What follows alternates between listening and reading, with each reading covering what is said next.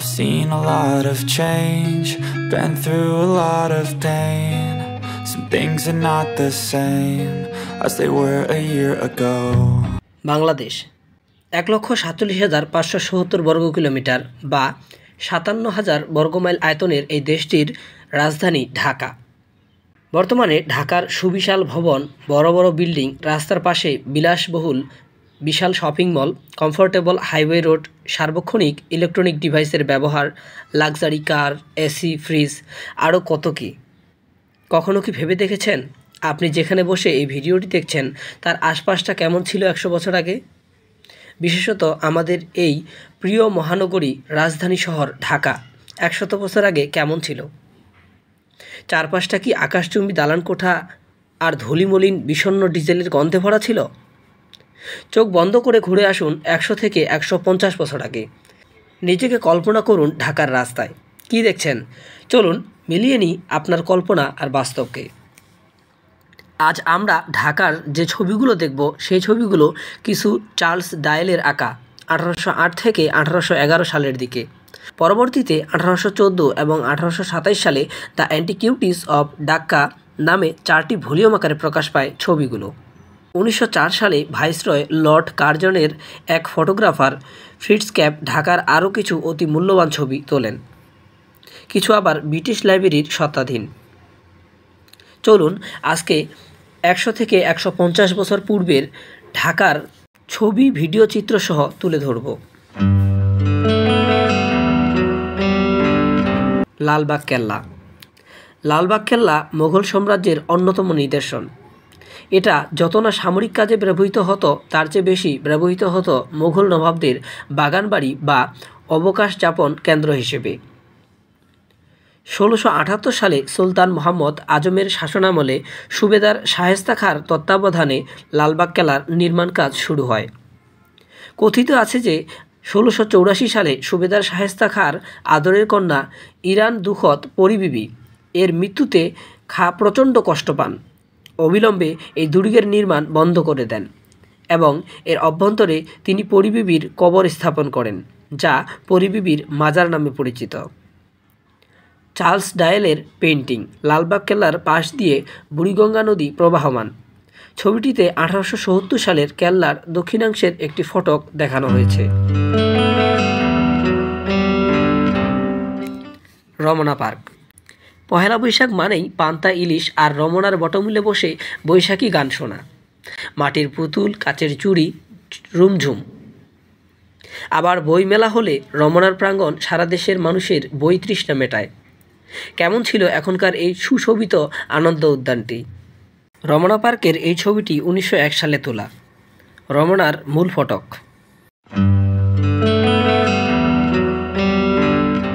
পুরান ঢাকার ইফতারি মানেই চকবাজারের ইফতারি। পুরো রমজানে একবার হলেও চকবাজারে ঢু মেরে আসতে হয় নগরবাসীর। হরেক রকমের লোভনীয় খাবারের আখড়া এই চকবাজার। কিন্তু এই চকবাজারেই একসময় কৃতদাস কেনাবেচা হতো। মোঘল আমলে এটা ছিল দাস ব্যবসা এবং লোকজনের আড্ডার কেন্দ্রবিন্দু। এখন যে ছবিটি দেখতে পাচ্ছেন এটিও শতবর্ষী পুরনো চকবাজারের ছবি।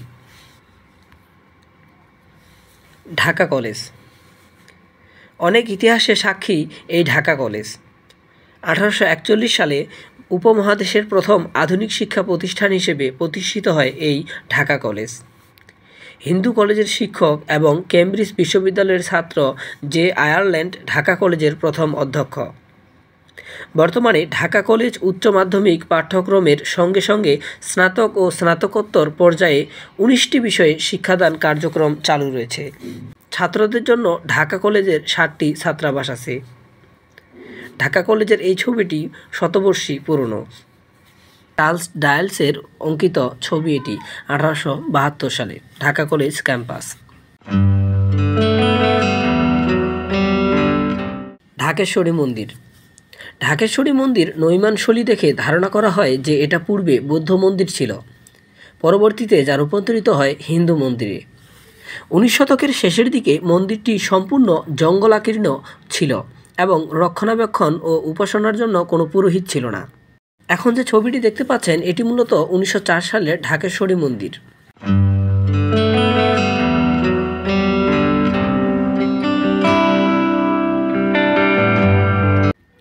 সলিমুল্লাহ মেডিকেল কলেজ বা মিডফোর্ড হসপিটাল। 1820 সালে Dhaka collector sir Robert Mitford Buriganga নদীর তীরে এই হাসপাতালটি তৈরির উদ্যোগ নেন। ঢাকায় কলেরার ব্যাপক মহামারী দেখে তিনি অত্যন্ত ব্যথিত হন এবং এই মেডিকেল কলেজ প্রতিষ্ঠা করেন। মূলত 1962 সালে এটি মেডিকেল কলেজের রূপ নেয় এবং ঢাকার নবাবদের দানশীলতার প্রতি সম্মান জানিয়ে পরবর্তীতে এর নাম রাখা হয় স্যার সলিমুল্লাহ মেডিকেল কলেজ।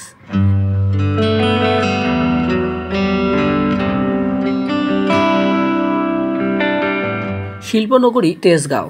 আপনারা এখন যে ছবিটি দেখতে পাচ্ছেন এটি 1880 সালে তেজগাঁও এলাকার অঙ্কিত একটি ছবি।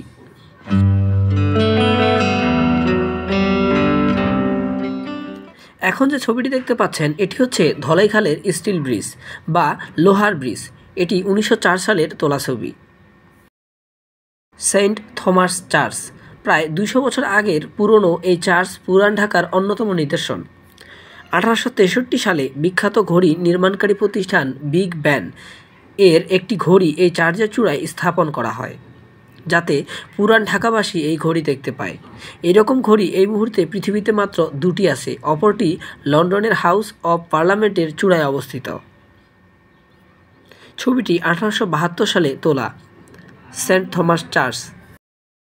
নারিন্দা খ্রিস্টীয় কবরস্থান। সম্ভবত 17 শতকের প্রথম দিকে এই কবরস্থানটি গড়ে ওঠে। এর সবচেয়ে পুরাতন এপিটাফটি 1725 সালের, কারণ তখন থেকেই ঢাকায় পর্তুগিজদের আগমন ঘটেছিল। এখানে খ্রিস্ট সম্প্রদায়ের জন্য এই সমাধিভূমির পাশেই ঢাকায় প্রথম গির্জা প্রতিষ্ঠা করা হয়। এর অবস্থান ওয়ারিতে বলদা গার্ডেনের বিপরীতে রাস্তার ওপারে। নারিন্দা খ্রিস্টীয় কবরস্থান, এটি 1875 সালের অঙ্কিত একটি ছবি। আপনারা এখন এই মুহূর্তে যে ব্রিজটি দেখতে পাচ্ছেন এটি আপনাদের অত্যন্ত সুপরিচিত তুরাগ নদীর তীরের টঙ্গী ব্রিজ। ছবিটি এঁকেছেন চার্লস টাইলস 1885 সালে। তুরাগ নদীর তীরের টঙ্গী ব্রিজ। পুরানো পল্টন, 1875 সালের পুরানো পল্টনের ছবি এটি। চাঁদনী চক, 1870 সালের ছবি এটি। জুম্মা মসজিদ থেকে তোলা হয় এই ছবিটি 1870 সালে, চাঁদনী চকের ছবিটি।